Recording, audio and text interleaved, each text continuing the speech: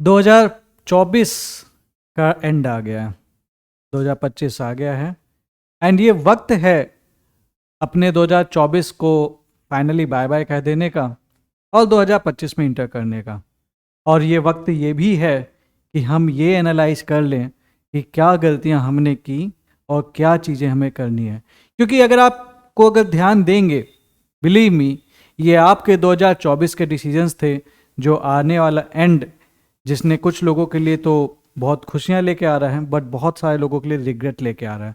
मैं नहीं चाहता कि 2026 या 2025 जो आने वाला है वो आपके लिए रिग्रेट बन जाए। और इसी चीज़ के लिए मैं एक बहुत छोटा सा एक सेल्फ एनालिसिस वीडियो लेके आया हूँ। एक बात मेरी हमेशा ध्यान रखना, good decisions come from experiences and experiences comes from bad decisions. अक्सर हम गलतियां करते हैं, इसमें समस्या नहीं है यार, सभी गलतियां करते हैं, मैंने भी बहुत गलतियां की हैं, बट समस्या ये है कि हम उस गलतियों से अक्सर सीखते नहीं हैं। तो मेरी आपको ये सलाह है कि अगर आपने अपनी गलतियों से नहीं सीखा है अभी तक, तो अब अपने आप को एनालाइज कीजिए और एनालाइज करने के बाद उन गलतियों में सुधार कीजिए। थोड़ी सी मेरी कुछ सजेशंस है जो मैं आपके साथ शेयर करना चाहूँगा। It is time for you to self analyse. आपको ये पहली चीज़ ये समझना पड़ेगा कि आपको दूसरों में गलतियां निकालने की जगह ये एनालाइज करना पड़ेगा कि आपके एंड पे कहाँ पे गलती हो गई। क्योंकि आप दुनिया तो देखो, सीधी सी बात है, दुनिया नहीं बदल सकते जब तक आप खुद को नहीं बदलोगे। जिस दिन आप खुद को बदल लोगे ना, दुनिया अपने आप आपके लिए बदलती चली जाएगी। तो सबसे पहले तो आप ये एनालाइज कर लें कि यार आपने क्या क्या गलतियां की थी। स्टॉप बीइंग सेल्फ ऑब्सेस्ड कि यार मैं गलती नहीं कर सकता। इंसान है, गलती कर सकते, दैट इज कंप्लीटली लॉजिकल। दूसरी चीज, एक लिस्ट बनाइए कि आपने 2024 में क्या अचीव किया, लेकिन उस लिस्ट के साथ एक लिस्ट ये भी बना लेना कि आपने क्या अचीव नहीं किया। अब ये जो लिस्ट आप बना रहे हो ना, अगर आपने कुछ अचीव किया है तो उसके साथ उसके रीजंस भी लिखना कि मैंने इस रीजन से इस टारगेट को या इस गोल को अचीव किया और इस रीजन से मैंने इस गोल को अचीव नहीं किया। उन गलतियों की लिस्ट बनाना कि जिन चीज़ों के चलते आप अपने गोल तक नहीं पहुंच पाए थे, क्योंकि यही चीज़ आपको अल्टीमेटली सेल्फ एनालिसिस में हेल्प करेगी। ज़्यादातर लोग क्या करते हैं ना, चलते रहते हैं, लेकिन वो कभी रुकते ही नहीं ये एनालाइज करने के लिए कि क्या मैं जहाँ पे जा रहा हूँ क्या वो रास्ता सही है। दोस्त, मेरी सलाह मान के एक बार आज पॉज करके अपनी गलतियों की एक बार लिस्ट बना के देखना और जानने की कोशिश करना आप कहाँ कहाँ पे गलती कर रहे हो। और जब वो गलतियाँ बन जाए, आपको समझ में आ जाएं, जब वो गलतियाँ समझ में आ जाएं तो एक डिसीजन लेने का बारी आ जाएगी। आपको एक डिसीजन लेना पड़ेगा कि आप उन गलतियों को दोबारा नहीं करोगे। ये सबसे इंपॉर्टेंट बात है। You won't be repeating those mistakes, क्योंकि गलती करने में समस्या नहीं है, गलतियों को बार बार रिपीट करने में दिक्कत है। हमने सोचा था 2024 के स्टार्टिंग में कि मैं टाइम पे सोऊंगा, टाइम पे उठूंगा और टाइम पे पढ़ाई करूंगा। 10 दिन हमने किया, लेकिन उसके बाद फिर से हम उसी धड़ल्ले पे चले गए और इसीलिए शायद 2024 भी हमारे लिए बुरा होता चला गया। ये तो हर साल की कहानी है, लेकिन अगर इस साल आपको फिर से एक मौका दे रही है जिंदगी कि आप ये गलतियां ना करें। दूसरी डिसीजन आपको लेने की जरूरत है कि you will continue to do the good work. आप अच्छा काम करते रहेंगे, क्योंकि ये बहुत ज़्यादा इंपॉर्टेंट है। दुनिया बुरी है, बहुत सारी चीज़ें बुरी है यार, इसके लिए अपन को बुरे नहीं बनना है, अपन को अच्छा रहना है। तीसरी चीज़, आपको ज़रूरत है to make the necessary changes to reach your goal, क्योंकि अपने गोल तक अगर आप पहुंचना चाहते हो तो आपको चेंजेस लाने पड़ेंगे। एक चीज़ मेरी बात हमेशा याद रखना, आप अगर उन चीज़ों को ज़िंदगी में पाना चाहते हैं जिन चीज़ों को आपने ज़िंदगी में कभी नहीं पाया, तो आपको वो काम करना पड़ेगा जो आपने ज़िंदगी में कभी नहीं किया। क्योंकि अगर आप वही करते रहे जो आपने ज़िंदगी भर किया है, तो आपको वही मिलता रहेगा जो आज तक मिला है। You need to change, you have to change to reach your goal. और अगर उस गोल तक आपको पहुंचना है तो उसके लिए कुछ चेंजेस मैं आपको बता रहा हूं। अगर ये चेंजेस आपने कर लिए, अगर ये चीज़ें आपने अपनी लाइफ में चेंजेस ले आए, तो बिलीव मी, आपकी लाइफ में बहुत सारे पॉजिटिव चेंजेस आ सकते हैं। और वो सिंपल सा है, यूज दिस रिप्लेसमेंट स्ट्रेटेजी। और ये रिप्लेसमेंट स्ट्रेटेजी यही कहती है कि आपको इस साल अपने नेटफ्लिक्स या अमेजन प्राइम मैराथन जो हम होते हैं ना, रात रात भर सीरीज देख रहे हैं, इस चीज़ की जगह हमें सोना है। हम क्या करते हैं, स्लीपलेस फील करते हैं क्योंकि हम रात भर हम कोई सीरीज देख डाले, हमने रात गलत टाइम पे मूवी देख डाली और उसके बाद क्या अगला दिन पूरा हमारा खराब हो जाता है। तो वी कीप ऑन स्लीपिंग, हम सोते रहते हैं। दूसरी जो चीज़ आपको रिप्लेस करनी है वो है फास्ट फूड। आपको अपना फास्ट फूड जो आप बाहर खाना खाते हैं, इस चीज़ को आपको चेंज करके you have to change it to the homemade food. घर का खाना खाना है इस साल, क्योंकि देखो सीधी सी बात है, अगर आप बाहर का खाओगे आप बीमार पड़ोगे, आप मोटे होते चले जाओगे और ऐसे केस में आप सीधी सी बात है आपका पढ़ने का मन नहीं करेगा। लेथारी में किसका पढ़ने का मन करता है यार, मेरा तो नहीं करता। ठीक है, तो उसके लिए सिंपल सी चीज़, आपको एनर्जेटिक रहने के लिए जरूरी है कि you have to take the homemade food and उसके लिए you have to replace the fast food with the homemade food. तीसरी चीज़, उन दोस्तों को छोड़ दो जो जिंदगी में सिर्फ एक बात कहते हैं, बेटा तुमसे ना हो पाएगा। ऐसे लोगों से जितनी जल्दी हो सके पीछा छुड़ा लो। कोई लोग हैं जिन्होंने जिंदगी में कभी कुछ नहीं किया और उनको अपने डर के ऊपर ज्यादा विश्वास है, हर चीज में कमी निकालते हैं यार। ऐसे लोगों से दूर हो लो। कुछ ऐसे दोस्त बनाओ, एक दोस्त बनाओ लेकिन करियर ओरिएंटेड फ्रेंड बनाओ जो जिंदगी में कुछ करना चाहता है। मरे हुओं को दोस्त मत बनाओ, क्योंकि ऐसे लोग जो खुद मरे हुए हैं ना, वो आपको भी मार डालेंगे, आपको पता भी नहीं चलेगा। वो आपके कब सपनों को किल कर देंगे। उनको हर चीज में प्रॉब्लम है, ये यहाँ पे ये चीज खराब है, इस चीज में ये खराब है, यहाँ पे ये हो रहा है, सिलेक्शन नहीं हो रहा, उस चीज में यहाँ पे ये चीटिंग हो रही है, उस चीज में वहां पे ये वो हो रहा है। वो उसमें सिर्फ कमियां निकाल रहे हैं। कोई भी एग्जाम, कोई भी हो इंडिया का, मैं मानता हूं कि कई सारे एग्जाम्स में अनफेयर न्यूज आती है कि भाई बहुत सारी चीजें अनफेयर हुई है, बट फिर भी कुछ सीट तो फेयर थी ना, तो कुछ बच्चे तो फेयर गए थे ना, उसमें आपका नाम भी तो हो सकता था। मैं ये नहीं कहता कि जो वो हो रहा है वो गलत, वो सही है, but at the same time अगर एक भी सीट फेयर थी तो वहां पे आपका नाम क्यों नहीं था। तो इंस्टेड ऑफ सिस्टम को दोष देने की जगह टाइम है कि हम अपनी मेहनत इतनी शानदार कर लें कि अगर सीट एक भी ना तो सीट आपकी होगी। और इसके लिए सबसे ज्यादा जरूरी है कि आपको अपने उन टॉक्सिक फ्रेंड्स से बचना पड़ेगा, क्योंकि अक्सर हम जैसी कंपनी में जाते हैं, when you decide your company, जिस तरीके की कंपनी में जाते हो आप खुद वैसे बनते चले जाते हो।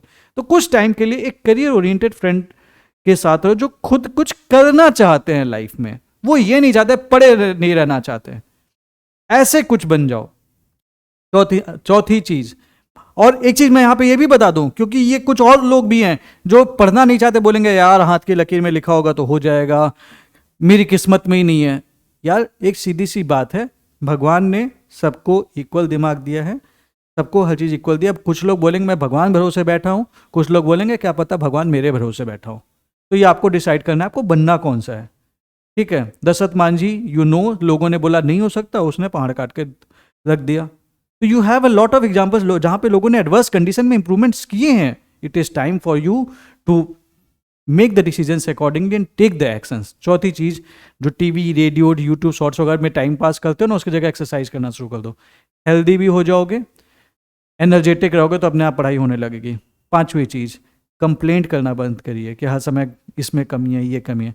हैव सम ग्रेटिट्यूड, ठीक है जो है, जो मेरे पास नहीं है मैं उसकी जगह फोकस करने की जगह मेरे पास है मैं उस पर फोकस करके अपने आप में इंप्रूवमेंट करके आगे बढ़ता चला जाऊंगा।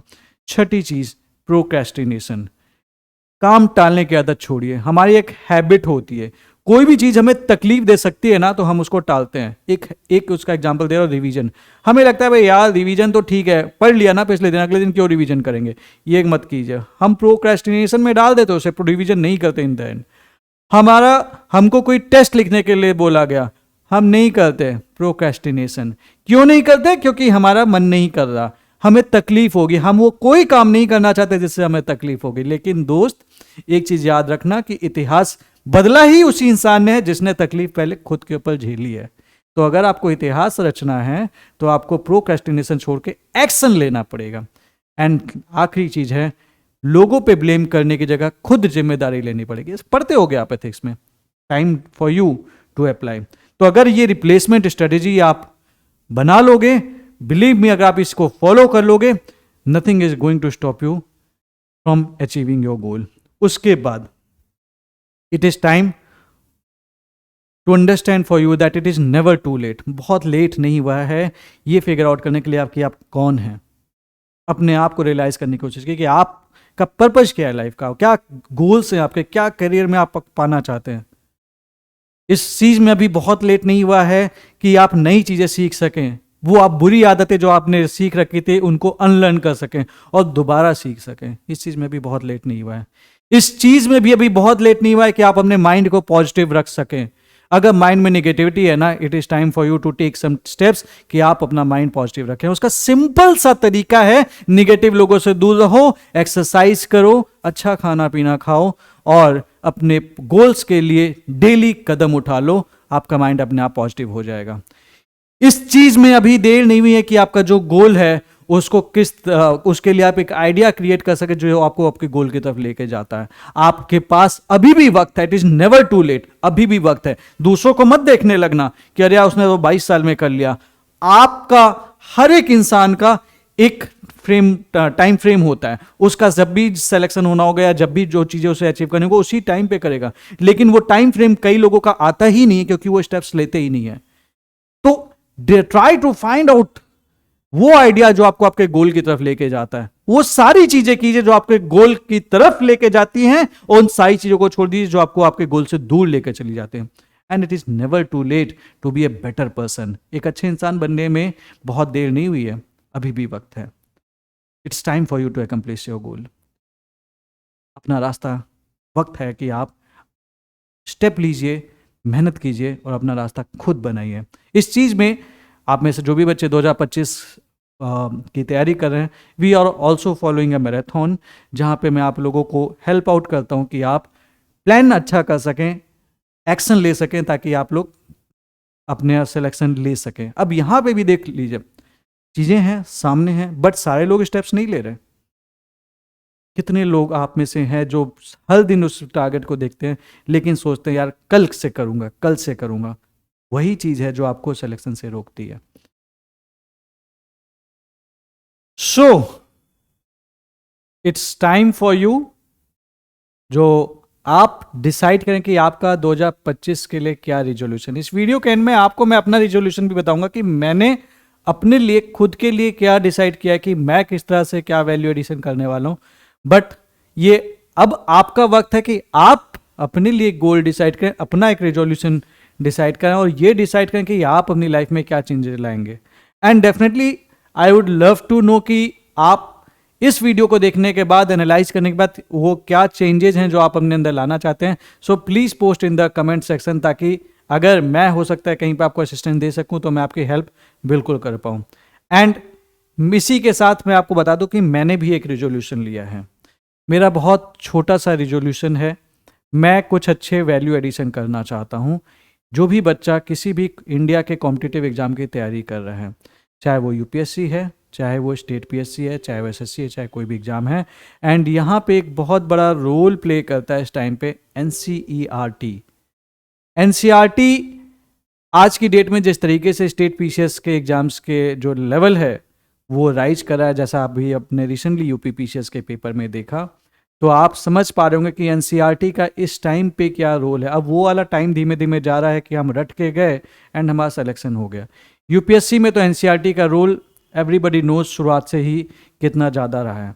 तो मैंने ये डिसाइड किया कि आई will be teaching NCERT free of cost on the YouTube. ये मेरा एक छोटा सा रिजोल्यूशन है उन बच्चों की तैयारी के लिए जो किसी भी रीजन से एक्सपेंसिव एजुकेशन एफर्ड नहीं कर पाते।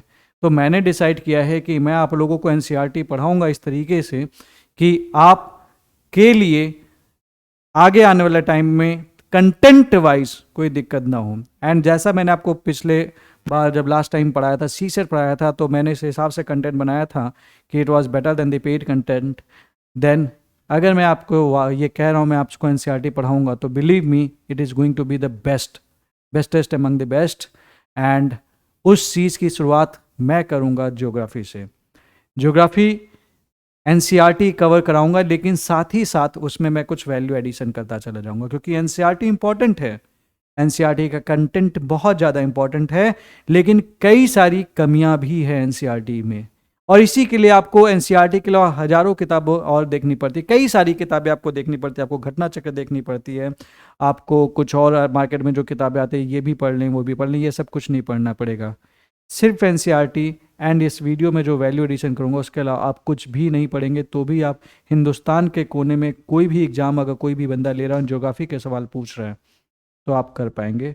ये एक मेरा छोटा सा दावा है, and believe me, if you will be following the course जो कि कम्प्लीटली फ्री है लेकिन वो बहुत अच्छा है, आपको आगे आने वाले टाइम में दिक्कत नहीं होगी. And once geography will be finished, I will be deciding the next subject. And ये डिसीजन मैंने सिर्फ इसलिए लिया है उन सारे बच्चों के लिए जो किसी हो सकता है गांव में हो या फिर किसी ऐसी जगह पे हो जहाँ से उनको एक अच्छा क्वालिटी एजुकेशन नहीं मिल पा रहा है. So it is time for me to give back to the community. आप लोगों ने मुझे बहुत कुछ दिया है, बहुत सारी रिस्पेक्ट दी है. Today I am able to run an institution only because of your support. It's time for me to start doing the value addition. And definitely इस साल कुछ चीज़ें मैंने और बहुत अच्छी सारी चीज़ें प्लान कर रखी हैं आप लोगों के लिए. NCERT तो बस एक शुरुआत है. तो इस चैनल पे ही आएगा, सारा कंटेंट यहीं पे आपको मिलेगा.